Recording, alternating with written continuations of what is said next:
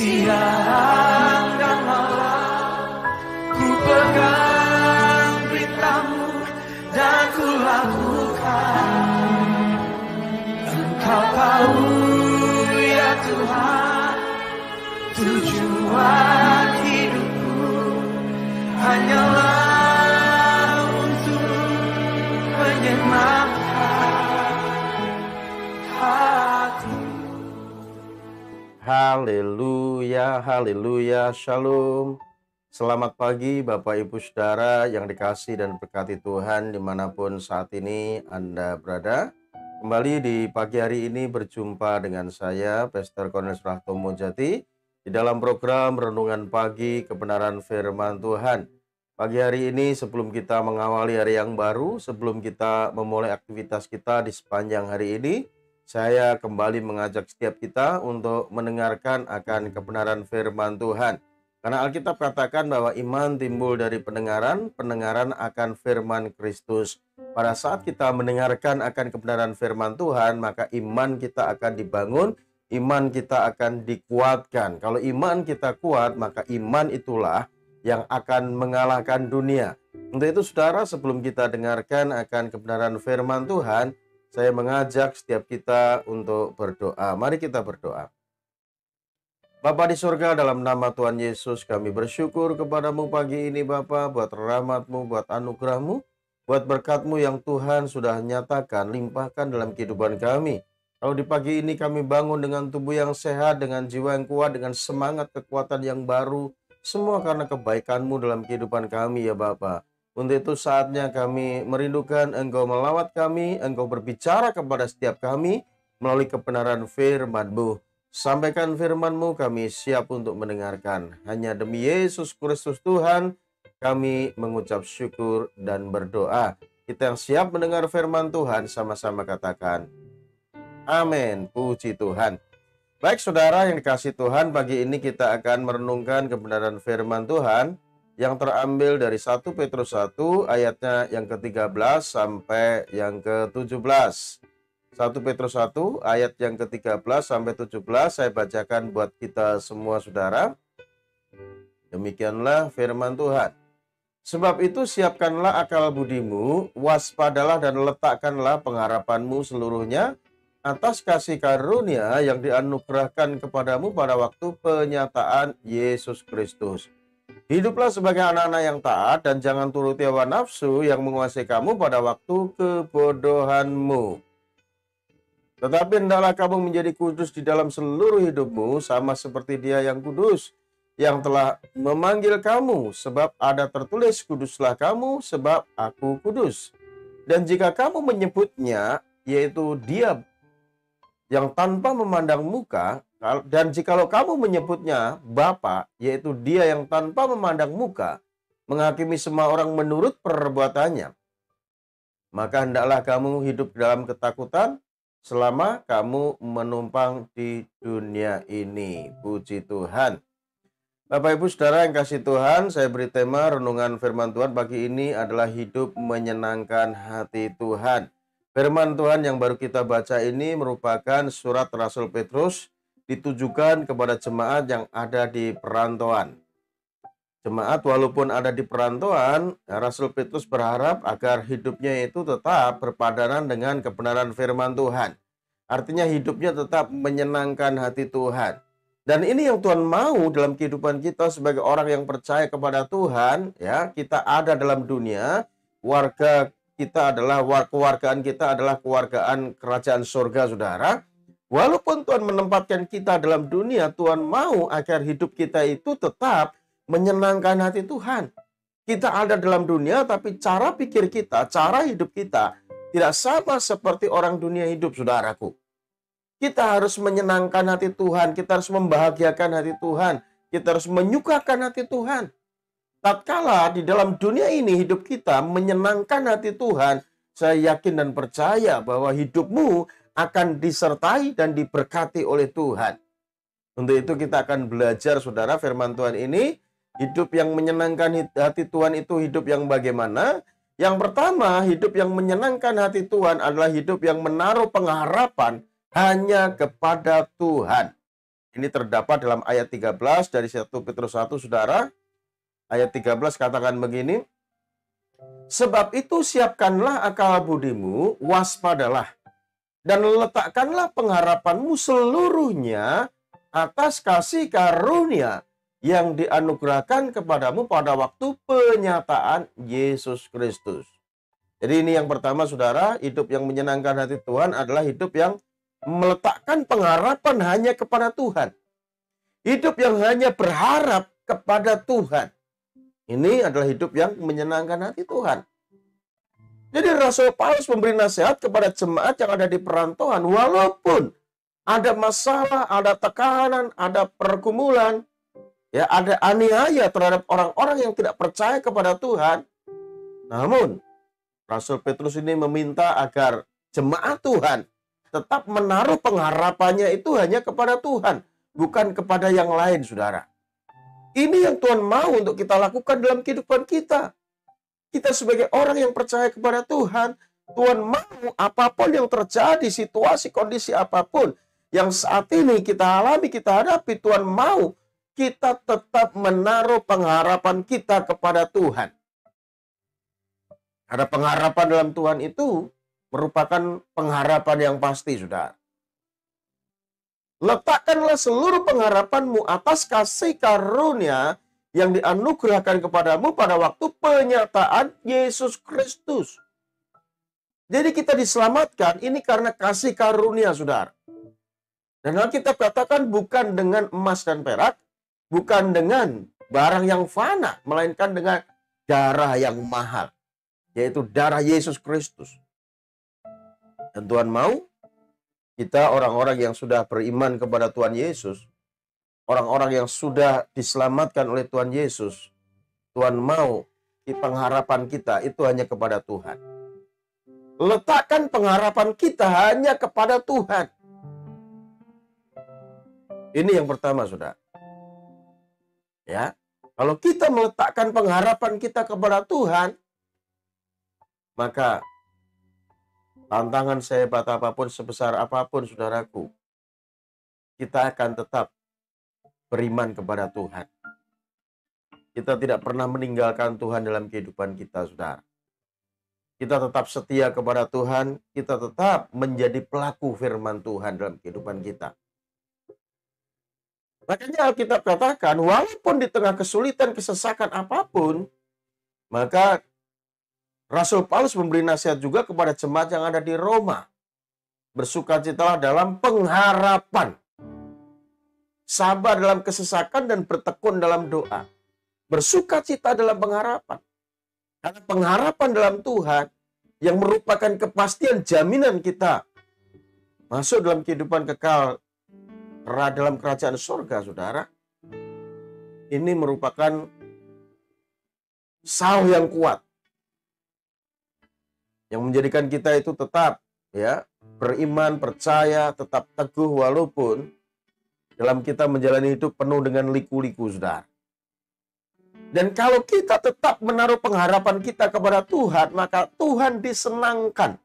Kita tidak pernah meninggalkan Tuhan dalam kehidupan kita. Ya, menaruh pengharapan dalam Tuhan itu dalam segala keadaan, saudaraku.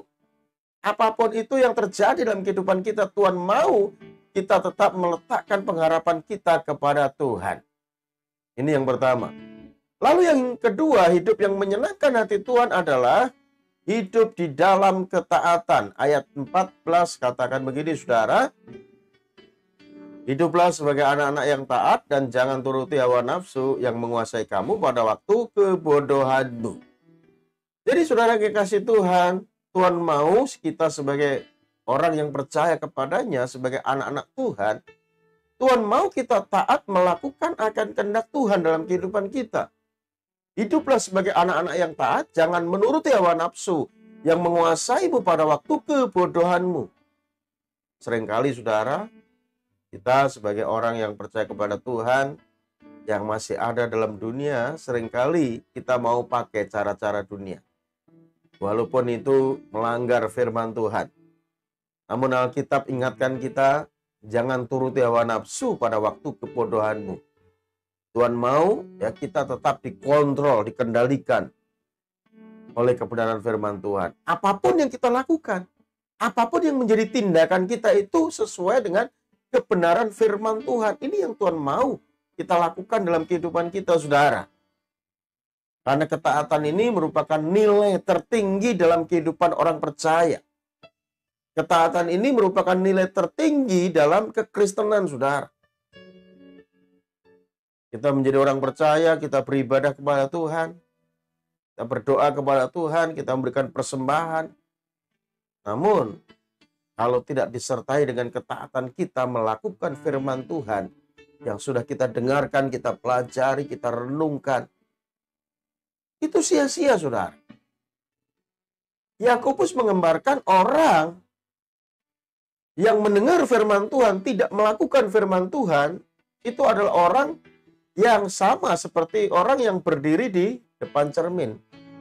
Baru saja melihat mukanya, namun setelah itu dia lupa. Demikian juga, saudara, orang-orang yang tidak taat, hanya senang mendengar firman Tuhan, tapi firman Tuhan itu tidak dilakukan, saudaraku. Untuk itu, mari biarlah firman Tuhan pagi ini mengingatkan setiap kita sebagai anak-anak Tuhan, sebagai orang yang percaya kepada Tuhan yang sudah ditebus oleh darah yang mahal, yaitu darah Yesus Kristus, saudara. Mari, biarlah kita mau hidup dalam ketaatan. Karena ketaatan kita melakukan kehendak Tuhan, ketaatan kita melakukan firman Tuhan, itulah yang akan mendatangkan berkat bagi kita, saudara. Jadi ketaatan itu akan mendatangkan berkat bagi kita. Kalau kita taat melakukan kehendak Tuhan, orang yang taat itu akan dikejar oleh berkat, saudaraku. Ya, saudara gak kejar-kejar berkat, tapi berkat itu akan mengejar saudara. Karena Alkitab katakan dalam Matius 6 ayat 33, carilah dahulu kerajaan Allah dan kebenarannya, maka semua akan ditambahkan kepadamu. Cari dahulu kerajaan Allah dan kebenarannya. Artinya, saudara, kita hidup dalam pemerintahan Tuhan. Dan kita mau hidup dalam kebenaran firman Tuhan. Ikuti aturan main Tuhan, yaitu kebenaran firman Tuhan. Maka, apa yang menjadi kebutuhan kita, Tuhan akan cukupkan. Semua akan ditambahkan kepadamu. Ini janji firman Tuhan, saudara. Bahkan dalam Ulangan 28, ayat 1 dan 2 katakan, jikalau engkau baik-baik mendengarkan suara Tuhan Allahku, yang kusampaikan kepadamu pada hari ini dan melakukan dengan setia segala perintah-perintahnya, maka aku Tuhan Allahmu akan mengangkat engkau di antara segala bangsa di bumi, dan segala berkat akan datang kepadamu. Segala, bukan sebagian. Jadi saudara kasih Tuhan, mari biarlah hidup kita tetap menyenangkan hati Tuhan dengan kita hidup dalam ketaatan. Karena ketaatan kita melakukan kehendak Tuhan, melakukan firman Tuhan, itulah yang akan mendatangkan berkat bagi kita, saudara. Lalu yang ketiga, hidup yang menyenangkan hati Tuhan adalah hidup di dalam kekudusan. Hidup di dalam kesucian. Ayat 15 dan 16 katakan begini, saudara. Tetapi hendaklah kamu menjadi kudus di dalam seluruh hidupmu, sama seperti Dia yang kudus yang telah memanggil kamu. Sebab ada tertulis, kuduslah kamu sebab aku kudus. Bapak Ibu saudara yang kasih Tuhan, kita harus mengingat, kita harus sadar bahwa kita ini menyembah Tuhan yang suci atau Tuhan yang kudus. Dan Alkitab katakan tanpa kekudusan tidak seorang pun bisa menghampiri Tuhan. Tanpa kekudusan tidak seorang pun bisa melihat Tuhan. Tuhan suci, manusia berdosa. Namun kita sebagai orang yang percaya kepada Tuhan, itu telah dikuduskan melalui pengorbanan Tuhan kita Yesus Kristus. Kita dibenarkan, kita disucikan, saudara. Jadi status kita bukan lagi orang yang berdosa, namun orang berdosa yang sudah disucikan oleh darah Yesus. Sehingga kita adalah orang kudusnya Tuhan. Amin, saudara. Jadi jangan saudara merasa tertuduh bahwa aku ini orang berdosa. Iya, kita orang berdosa. Tetapi oleh iman kita kepada Tuhan Yesus, maka Tuhan sudah menyucikan kita. Karena kita ini orang kudusnya Tuhan, kita harus hidup dalam seluruh hidup kita itu kudus, saudara. Hendaklah kamu kudus di dalam seluruh hidupmu. Sama seperti Dia yang kudus yang telah memanggil kamu, sebab ada tertulis kuduslah kamu, sebab aku kudus. Kudus bukan sebagian hidup kita, tapi seluruh hidup kita. Pikiran kita, perkataan kita, tindakan kita, itu harus suci, saudara. Kudus itu artinya tidak tercemar. Kudus itu artinya dipisahkan. Kudus itu artinya dikhususkan. Kudus itu artinya murni. Ini yang Tuhan mau dalam kehidupan kita, saudara. Pikiran kita, perkataan kita, tindakan kita, itu harus suci. Baru kita akan melihat Tuhan. Melihat Tuhan di sini artinya kita akan melihat mukjizat Tuhan. Kita akan melihat kehadiran Tuhan dalam kehidupan kita setiap hari, saudara. Kalau kita hidup dalam kekudusan. Dan pada saat kita suatu kali kelak meninggalkan dunia ini, maka kita akan berjumpa dengan Tuhan, bertatap muka dengan muka pada Tuhan, saudara. Kalau kita tidak hidup dalam kekudusan, pada saat kita menghampiri Tuhan, maka Tuhan tidak akan berkenan dihampiri, saudara. Karena Tuhan itu kudus, manusia berdosa. Makanya kita menghampiri Tuhan berhiaskan kekudusan. Kalau kita mungkin ada sesuatu dosa, lalu pikiran kita, perkataan kita, perbuatan kita, ya sebelum menghampiri Tuhan, minta diselidiki oleh Tuhan. Ya, kita terbuka di hadapan Tuhan. Kalau ada sesuatu yang tidak berkenan kepada Tuhan, minta disucikan oleh darah Yesus. Karena Alkitab katakan dalam 1 Yohanes 1 ayat 9 bahwa Dia adalah Allah yang setia dan adil. Dia akan mengampuni dosa kita dan menyucikan dari segala kejahatan. Jadi kita tidak dipandang berdosa, namun kita diampuni dari segala dosa dan kejahatan kita, saudara. Kalau kita tidak hidup kudus, saudaraku, maka doa-doa kita akan terhalang.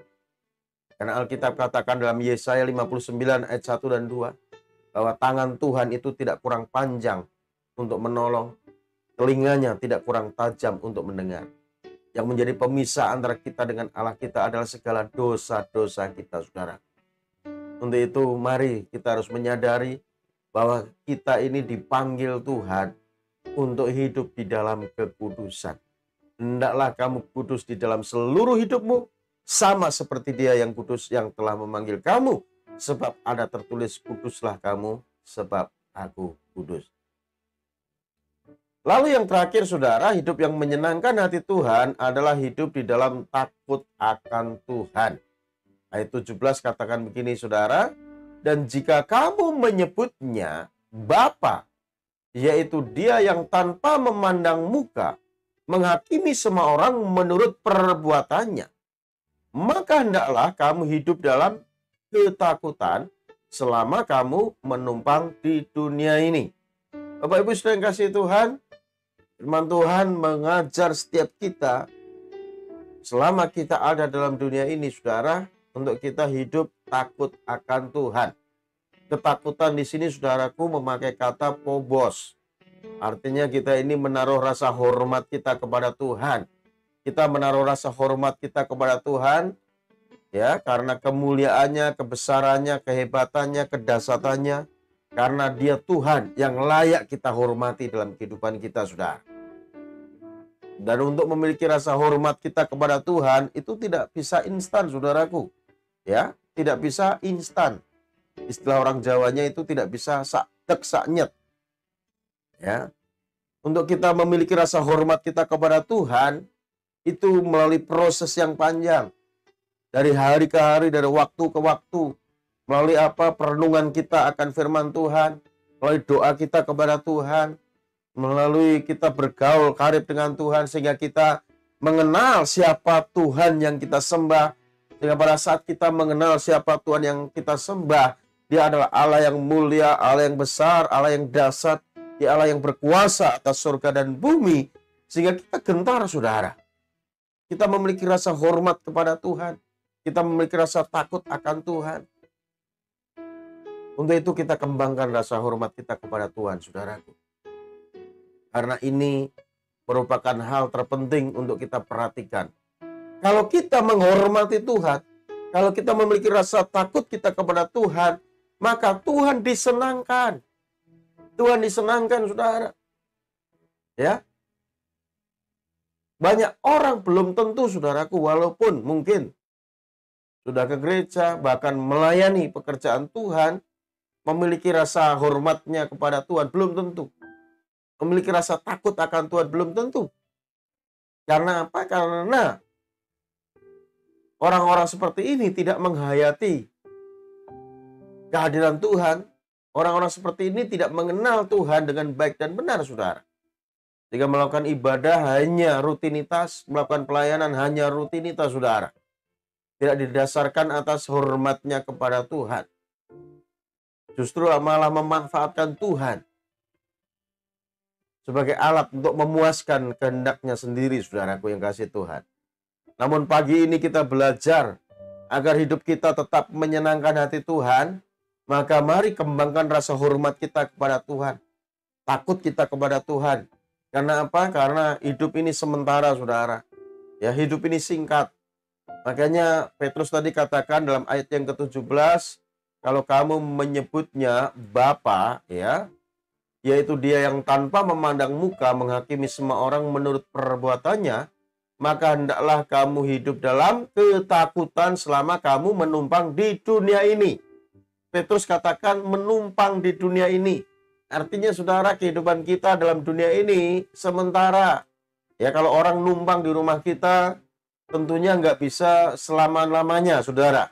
Ya, kalau ada orang yang nginap di rumah kita, tentunya nggak boleh selama-lamanya, ya kan? Dan juga orang yang nginap itu juga malu sendiri, kan? Ya, kalau ada orang nginap di rumah kita sehari, 2 hari, atau 3 hari masih maklum. Kalau ada orang ya nginap di rumah kita sampai berbulan-bulan bahkan bertahun-tahun, ya tentunya ini bermasalah. Ya, orang yang punya rumah belum tentu senang. Dan harusnya kita juga merasa tidak enak, saudara. Dan firman Tuhan memberikan pengertian bagi kita bahwa selama kita hidup menumpang di dunia ini, itu Alkitab katakan. Artinya dunia ini tempat kita sementara. Ya. Dunia ini bukan tempat kita selamanya, sementara kita ada dalam dunia ini. Dan selama kita ada dalam dunia ini, kita harus mengembangkan dan memiliki rasa hormat kita kepada Tuhan. Itu yang perlu kita lakukan dalam kehidupan kita, saudara. Karena masa hidup manusia itu ada batasnya di dunia ini, saudaraku. Dan selama kita ada dalam dunia ini, mari bila kita sama-sama mau menyenangkan hati Tuhan. Kalau kita membaca dalam Mazmur 90 ayat 10, saudara, di sana pemazmur mengatakan bahwa masa hidup manusia itu 70. Kalau masih kuat, 80. Kebanggaannya adalah kesukaran dan penderitaan. Berlalunya buru-buru. Jadi hidup manusia itu singkat. Karena singkatnya hidup, mari ya kita jangan bertindak sembrono. Kita bertindak menurut kehendak Tuhan, saudara. Ya, kita memperdulikan Tuhan dalam kehidupan kita. Milikilah rasa hormat kita kepada Tuhan. Amin, saudara. Jadi Bapak Ibu saudara yang kasih Tuhan, firman Tuhan pagi ini sudah mengajar setiap kita untuk kita hidup menyenangkan Tuhan. Hidup yang menyenangkan Tuhan adalah yang pertama tadi, menaruh pengharapan hanya kepada Tuhan. Letakkanlah pengharapanmu seluruhnya atas kasih karunia yang dianugerahkan kepadamu pada waktu penyataan Yesus Kristus. Lalu yang kedua adalah hidup di dalam ketaatan. Jadilah anak-anak yang taat. Jangan menuruti hawa nafsu yang menguasai kamu pada waktu kebodohanmu. Itu yang dikatakan dalam ayat 14 dari 1 Petrus 1, saudara. Lalu yang ketiga, hidup yang menyenangkan hati Tuhan adalah hidup di dalam kesucian. Hidup dalam kekudusan. Karena Alkitab tadi katakan, ya, hendaklah kamu kudus di dalam seluruh hidupmu, sama seperti Dia yang kudus yang telah memanggil kamu. Sebab ada tertulis, kuduslah kamu, sebab aku kudus. Jadi kita menyembah Tuhan yang suci. Kita sebagai umatnya, kita harus hidup dalam kekudusan. Kudus bukan sebagian hidup kita, tapi seluruh kehidupan kita.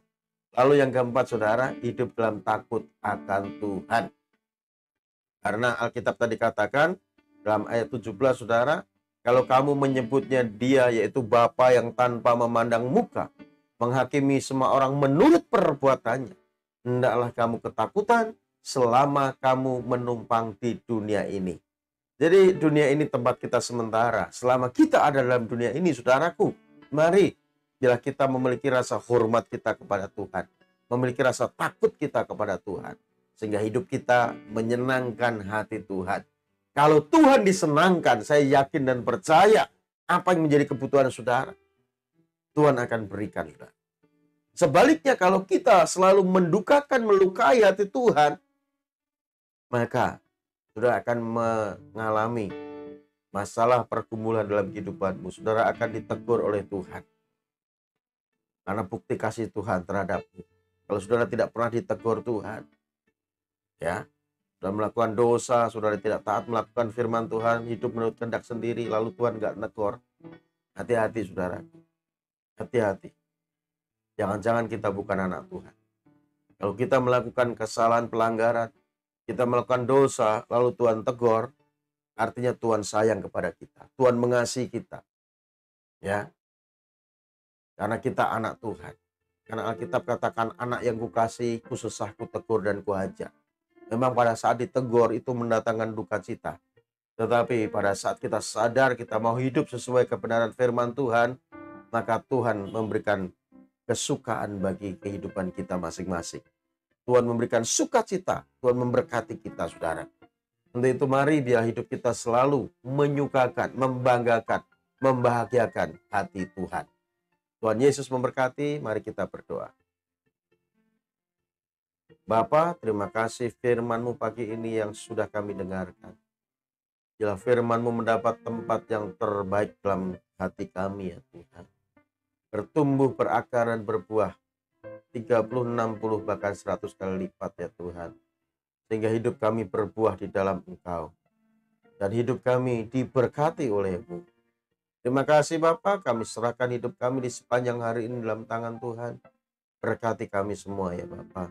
Dan sebelum kami berpisah, kami rindukan Engkau memberkati kami semua dengan berkat yang terbaik dari surga.